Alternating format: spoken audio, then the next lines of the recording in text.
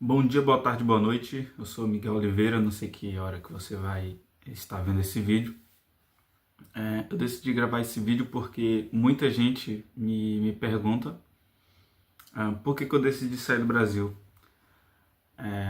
Eu sempre tive a opinião de que um país, para ele ser bem sucedido, para ele ser um local bom para se viver, ele precisa de três pilares, que é o pilar da saúde, da segurança e da educação. Eu tenho conhecimento sobre o IDH, que é o Índice de Desenvolvimento Humano. Inclusive, eu tenho um vídeo falando sobre isso. Eu vou até deixar o link aqui na descrição ou aqui no card que vai ficar aparecendo. Eu tenho um vídeo falando sobre isso. Na verdade, eu tenho dois, porque o vídeo ficou muito grande. Não é que ele ficou grande. Acontece que eu comecei a gravar ele, aí a memória do celular acabou. Aí eu fiquei falando ali durante uns 10 minutos sem ter percebido que o vídeo acabou. Aí depois eu fiz outro vídeo continuando. Então são dois vídeos. Aí eu vou colocar o link aqui do primeiro vídeo, aí lá vocês vê o segundo. Que é calculando o índice de desenvolvimento humano dos países. Lá eu não deixei claro, mas eu quero dar essa opinião aqui agora. Não existe país perfeito. E também não existe o país como o inferno. Porque a nota do IDH, ela vai de 0 a 1. Não existe nenhum país com a nota 0 e também não existe nenhum país com a nota 1. O que isso significa? Que não existe um país que é o inferno e também não existe o país que é o paraíso. Entendeu? Todos os 190 países do mundo, eles estão entre 0 e 1, ou seja, são países que tentam atingir o 1 sempre, que são os pilares: saúde, segurança e educação. E por que eu saí do Brasil? Porque no Brasil esses pilares estão fracos, eles estão mal cuidados, estão prestes a desmoronar. É como se fosse uma cadeira de 3 pilares. Uma hora a pessoa que se sentar ali vai simplesmente cair. Eu era professor no Brasil, era professor de matemática em escolas públicas e privadas, dava aula no ensino fundamental 2 e no ensino médio. Eu trabalhei de janeiro de 2022 a dezembro de 2024. Sim, dezembro de 2024. E foi uma experiência muito boa, adorei dar aula, eu entrei naquele ambiente, eu de fato me entreguei para a profissão, fiz muitos amigos, conheci muitas pessoas, vários alunos, dar aula é muito interessante, é muito bom, só que você entende como que funciona o processo educacional no Brasil, principalmente na escala básica, né? Porque quando o cara é professor de universidade, ele não tem tanta base de como que funciona ali o alicerce da educação. Ele sabe porque ele já pega, o conhecimento que ele tem ele vai ali na universidade pública, ele já pega o cara, ele já pega esse aluno com a mente quase que formada, ele já pega o aluno com 17, 18 anos, né? Muito provavelmente de família de classe média, poucos pobres conseguem chegar na universidade. Quando eu falo poucos pobres, é pessoas pobres mesmo, não aquele pobre que tem carro ou aquele pobre que tem uma moto, ou aquele pobre que consegue viver normalmente. É aquele pobre, pobre mesmo, tá? Aquele que utiliza ou utilizava nas suas antigas gerações saco plástico de açúcar e arroz para levar o material escolar, que é o caso da minha família, que é o caso da minha mãe e do meu pai, certo? E esse professor, ele não sabe mais ou menos como que funciona a realidade, tá? Agora, o professor de educação básica, principalmente os pedagogos e os professores, eles sabem como que funciona a educação ali. e sabe como que é a mentalidade daqueles jovens. E como eu estava introduzido na educação, como eu estava introduzido ali, eu conheci bem e tenho fortes opiniões sobre isso. Sobre o sistema educacional defasado no país. Eu dava minhas aulas, fazia todo o processo que o Ministério da Educação imputava para os professores da escola fazer.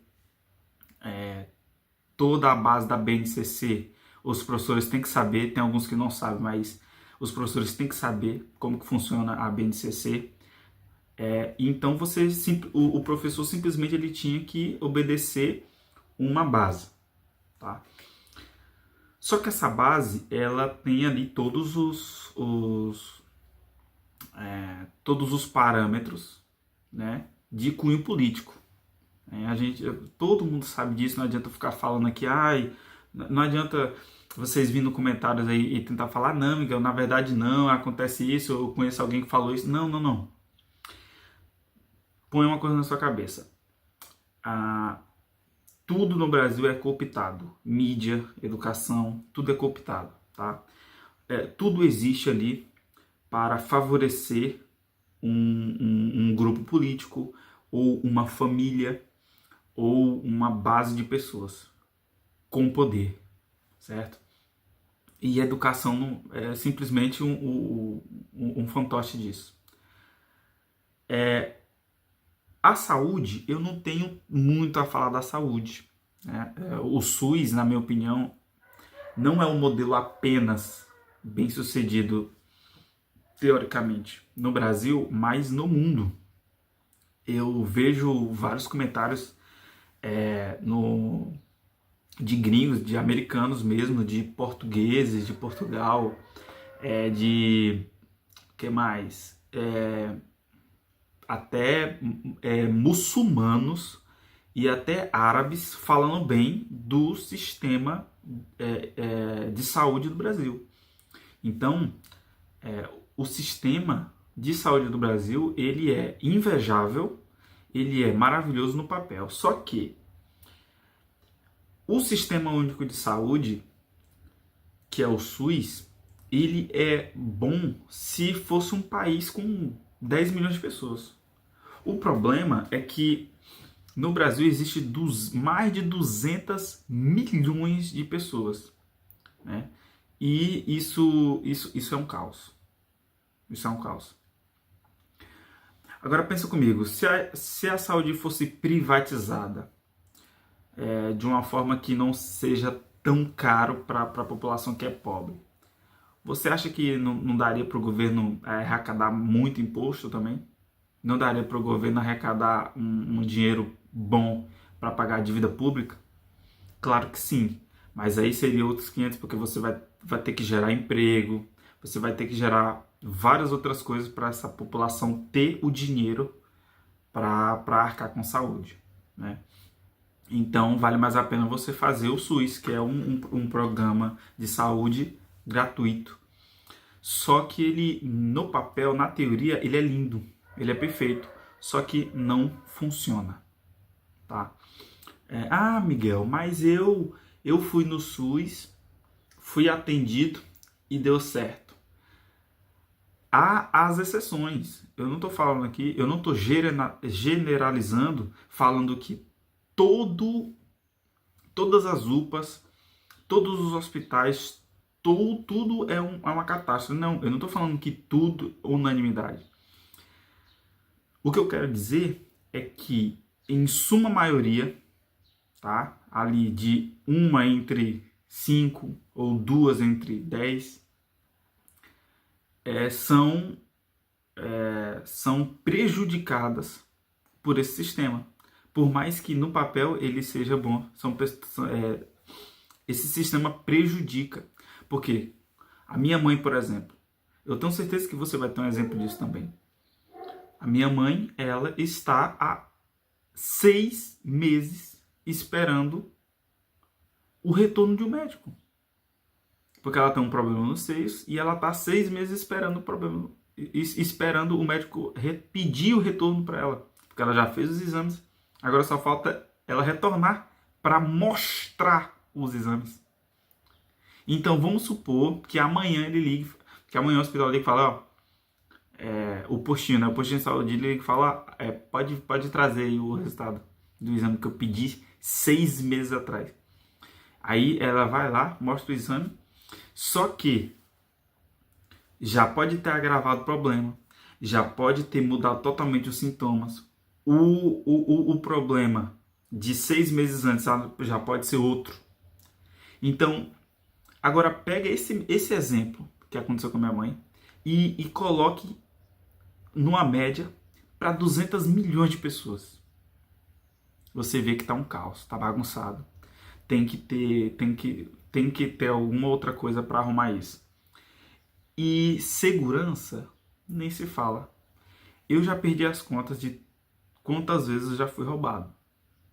Ah, amiga, você mora... Por que você não vai morar num condomínio? Por que você não vai morar num lugar onde não tem crime, onde não tem roubo?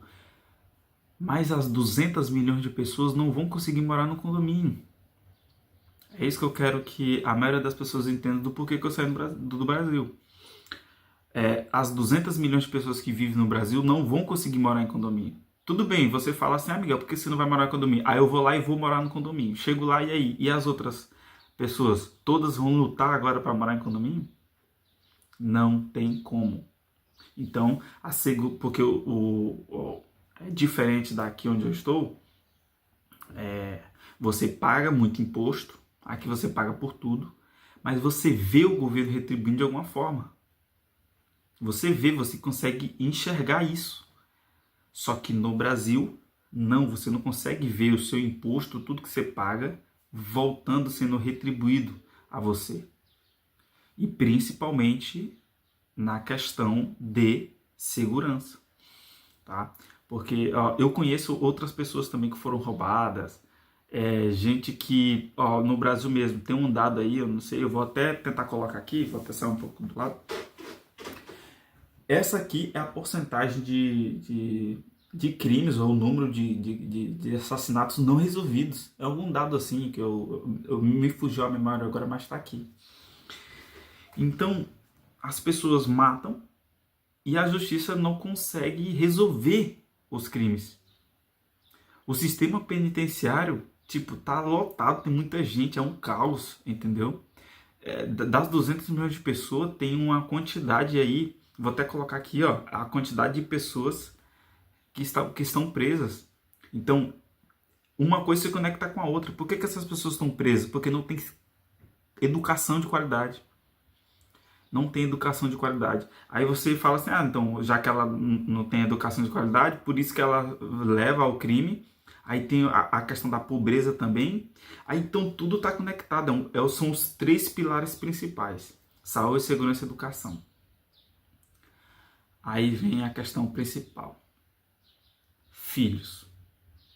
Eu quero ter filhos. Mas me fala aí, eu vou ter filhos num país onde a segurança, a educação e a infraestrutura estão defasadas? De maneira alguma. Não tem como. Porque você simplesmente pode trabalhar, ajuntar um dinheiro e ir embora para outro país. Você pode simplesmente trabalhar, juntar dinheiro e aprender uma nova língua para ir morar nesse país. Você pode simplesmente trabalhar, arrumar o dinheiro e fazer uma faculdade para você trabalhar nesse outro país. Certo? Então, tem gente que já está acostumada no Brasil. Não vou sair daqui nunca. Por quê? Porque estão felizes. Estão felizes, tem casa, tem uma segurança estável, tem uma saúde de qualidade, tem um plano de saúde, vai no hospital bom. No Brasil tem muita coisa boa. Eu não estou dizendo que o Brasil é o pior país do mundo. É um lugar maravilhoso. Só que, em suma maioria, você tem que ficar procurando ali os locais melhores. E a minha condição não me permitia ficar migrando de um lugar para o outro quando acontece crimes, acontece aquilo, para procurar o melhor lugar. A minha condição era: eu quero simplesmente escolher qualquer lugar que eu queira e simplesmente viver em paz, viver feliz. sem me preocupar com taxa Selic, sem me preocupar com inflação, sem me preocupar com o preço das coisas aumentando, que isso aí já é outra história também, que um dos motivos que fez eu sair do Brasil. Então tem muitas outras questões. Não somente questão dos 3 pilares que eu tinha falado. Não tem como você ter um filho. Não vai ter como você ter um filho. Porque, vamos lá. Eu sou casado há 9 anos e alguns meses. Sou casado praticamente desde 2016, desde 10 de abril de 2016. Se eu não lembrasse também, minha esposa ia ficar zangada. 10 de abril de 2016. E a gente de vez em quando comenta sobre filhos, sobre futuro, essas coisas. E eu deixei claro, eu não vou ter filho aqui. E se eu tiver filho aqui no Brasil, quando eu falava, né? Atualmente eu não estou mais no Brasil, mas eu falava, quando eu quiser ter um filho, não vai ser aqui, no Brasil. Tá? E o bom é que ela concordava comigo, a gente está aqui juntos hoje, no país onde a gente está feliz. E vamos vivendo. O meu objetivo de vida é ter minha casa, ter um carro legal e ter um emprego onde eu seja feliz. Com uma esposa do lado e talvez com os filhos. É isso, eu não preciso de mais nada. Eu sou uma pessoa muito fácil de ficar feliz, de deixar feliz. Muito simples. Eu não quero ser rico, não quero ser bilionário, não quero nada. Eu só quero paz, que é o que todo mundo que está assistindo esse vídeo quer também. Só que algumas pessoas buscam o quê? Eu quero mais dinheiro, eu quero não sei o quê, eu quero aquilo, eu quero isso, eu quero viajar. Eu também quero viajar. É uma das coisas que me deixa feliz também. Ter minha casa, meu carro, meu filho e minha esposa e meu emprego, onde eu esteja feliz.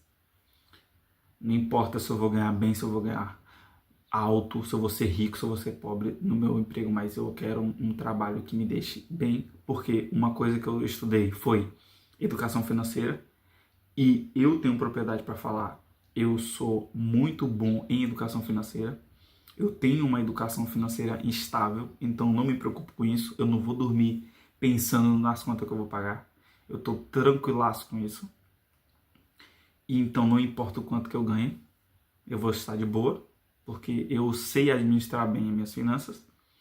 Então, é isso. O principal problema que fez eu sair do meu país, onde tem a minha família, muitos da minha família não gostam de mim, alguns gostam e eu também nem ligo para isso, mas dos principais motivos que fez eu sair foi tudo que eu falei aqui no vídeo.